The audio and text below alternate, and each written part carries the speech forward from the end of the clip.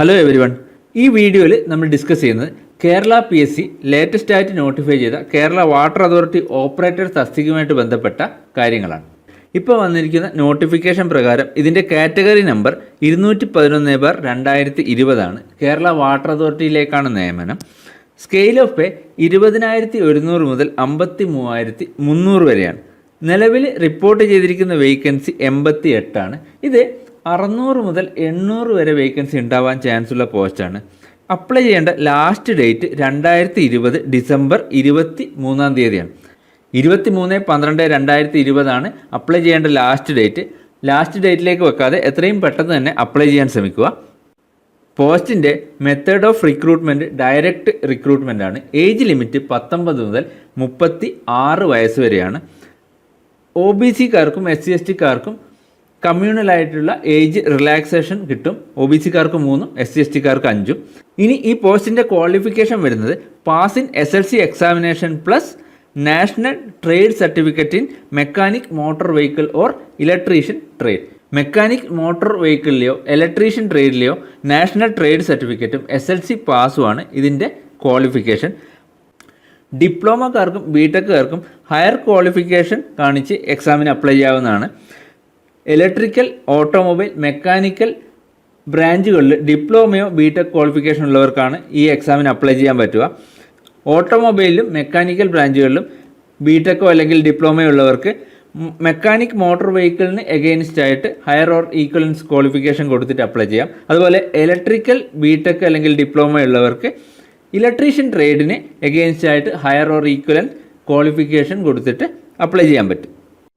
ഇനി ഈ പോസ്റ്റിലേക്ക് കഴിഞ്ഞ തവണ നടന്ന അപ്പോയിൻമെൻറ്റ് ഡീറ്റെയിൽസ് നോക്കുകയാണെങ്കിൽ 2014 കഴിഞ്ഞ തവണ നോട്ടിഫിക്കേഷൻ വന്നിരിക്കുന്നത്. 2014 ജൂൺ 13 നോട്ടിഫിക്കേഷൻ വന്നിരിക്കുന്നത്. എക്സാം നടന്നത് 2015 ജൂൺ 24 കട്ട് ഓഫ് മാർക്ക് കഴിഞ്ഞ തവണ 26.67 മാർക്കായിരുന്നു. മാക്സിമം സ്കോർ ചെയ്ത മാർക്ക് 65.33 മാർക്കാണ്.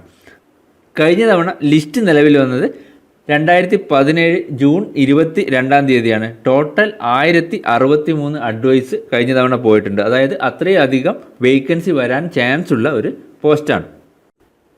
ഈ പോസ്റ്റിൻ്റെ സിലബസിനെ പറ്റി നോക്കുകയാണെങ്കിൽ നിലവിൽ PSC ഈ പോസ്റ്റിൻ്റെ സിലബസ് ഒന്നും പബ്ലിഷ് ചെയ്തിട്ടില്ല.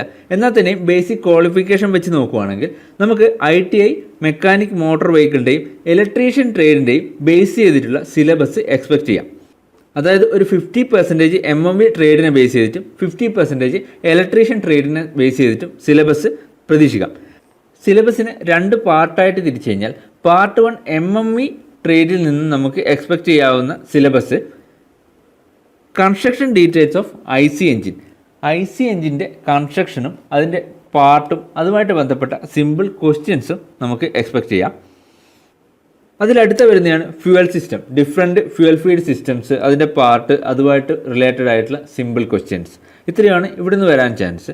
പിന്നെ ചേസിസിൻ്റെ കൺസ്ട്രക്ഷൻ ഡീറ്റെയിൽസ്, ടൈപ്സ് പോലെയുള്ള കാര്യങ്ങൾ. പിന്നെ സസ്പെൻഷൻ സിസ്റ്റം, വെഹിക്കിൾസിലെ ഡിഫറെൻറ്റ് ടൈപ്പ് സസ്പെൻഷൻ സിസ്റ്റവും അതുമായിട്ട് റിലേറ്റഡ് ആയിട്ടുള്ള ക്വസ്റ്റ്യൻസ്. പിന്നെ steering system, different type of steering system, steering gear box, അതുപോലെയുള്ള കാര്യങ്ങൾ. അടുത്തത് brake system, type of brakes, അതിൻ്റെ വർക്കിംഗ് പ്രിൻസിപ്പിൾ, അതുമായിട്ട് റിലേറ്റഡ് ആയിട്ടുള്ള ക്വസ്റ്റ്യൻസ് ഇവിടെ നിന്ന് വരാം. അടുത്തത് വരുന്നതാണ് ട്രാൻസ്മിഷൻ സിസ്റ്റം. അതായത് വെഹിക്കിൾസിൻ്റെ ട്രാൻസ്മിഷൻ സിസ്റ്റത്തിൽ വരുന്ന part, clutch, gear box, wheel, അതുപോലെയുള്ള പാർട്ടുകളും അതുമായിട്ട് റിലേറ്റഡ് ആയിട്ടുള്ള ക്വസ്റ്റ്യൻസ് നമുക്ക് ഇവിടെ നിന്ന് എക്സ്പെക്റ്റ് ചെയ്യാം. അടുത്തത് ഇലക്ട്രിക്കൽ സിസ്റ്റംസ്, അതായത് വെഹിക്കിൾസിലെ ഡിഫറെൻറ്റ് ഇലക്ട്രിക്കൽ സിസ്റ്റംസ്, അതിൻ്റെ കൺസ്ട്രക്ഷൻസ്, ഡിഫറെൻറ്റ് പാർട്ട്, അതുമായിട്ട് റിലേറ്റഡ് ആയിട്ടുള്ള ക്വസ്റ്റ്യൻസ് നമുക്ക് ഇവിടെ നിന്ന് എക്സ്പെക്റ്റ് ചെയ്യാം. പാർട്ട് 1 അതായത് മെക്കാനിക് മോട്ടോർ വെഹിക്കിൾ ട്രേഡിനെ ബേസ് ചെയ്തിട്ട് നമുക്ക് സിലബസിൽ ഇത്രയും കാര്യങ്ങൾ എക്സ്പെക്റ്റ് ചെയ്യാം.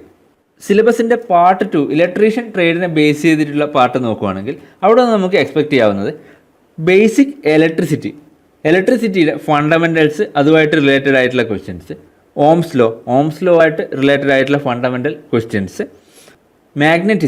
മാഗ്നറ്റിസത്തിൽ വരുന്ന different magnetic properties, ഡയ and ferro magnetic materials, ഇങ്ങനെയുള്ള കാര്യങ്ങൾ. പിന്നെ alternative current and earthing, alternative കറണ്ടിൻ്റെയും എർത്തിങ്ങുമായിട്ട് ബന്ധപ്പെട്ട ഫണ്ടമെൻ്റൽസ് കാര്യങ്ങൾ. അടുത്ത് വരുന്നത് ഡി സി മെഷീൻസ് വരുന്നത് D C generators, D C motors, അതിൻ്റെ ടൈപ്സ്, അതുമായിട്ട് റിലേറ്റഡ് ആയിട്ടുള്ള ക്വസ്റ്റ്യൻസ്. പിന്നെ എ സി മോട്ടോഴ്സ്, അതിൽ 3 phase single phase A C മോട്ടോഴ്സുമായിട്ട് റിലേറ്റഡ് ആയിട്ടുള്ള സിമ്പിൾ ക്വസ്റ്റ്യൻസ്. പിന്നെ instruments and transformers, measuring instruments, അതിൻ്റെ ഡിഫറെൻറ്റ് ടൈപ്സ്, അതുപോലെ തന്നെ ട്രാൻസ്ഫോമേഴ്സ്, അതിൻ്റെ ബേസിക് പ്രിൻസിപ്പിൾസ്, അതുമായിട്ട് റിലേറ്റഡ് ആയിട്ടുള്ള ക്വസ്റ്റ്യൻസ്. ഇത്രയും കാര്യങ്ങൾ ഇവിടെ നിന്ന് നമുക്ക് എക്സ്പെക്റ്റ് ചെയ്യാം. അടുത്തത് illumination and basic electronics, laws of illumination, semiconductors, diodes, rectifiers, transistors, ഇതൊക്കെയാണ് ഇവിടെ വരുന്നത്. ഇനി power generation, various type of power ജനറേഷനും അതുമായിട്ട് റിലേറ്റഡ് ആയിട്ടുള്ള ക്വസ്റ്റ്യൻസും. പിന്നെ transmission, A C and D C electrical power ട്രാൻസ്മിഷനാണ് ഇവിടെ വരുന്നത്. അപ്പോൾ ഇത്രയും കാര്യങ്ങളാണ് വാട്ടർ അതോറിറ്റി ഓപ്പറേറ്റർ പോസ്റ്റിൻ്റെ സിലബസിൽ നമുക്ക് എക്സ്പെക്റ്റ് ചെയ്യാൻ പറ്റുക. ഉദ്യോഗാർത്ഥികൾക്ക് ആവശ്യമായ ഗൈഡ് ലൈൻസും ക്ലാസ്സുകളും നമ്മൾ ഈ ചാനലിൽ പോസ്റ്റ് ചെയ്യുന്നതായിരിക്കും. കൃത്യമായി ക്ലാസ്സുകൾ ഫോളോ ചെയ്യാൻ ശ്രമിക്കുക. Thank you.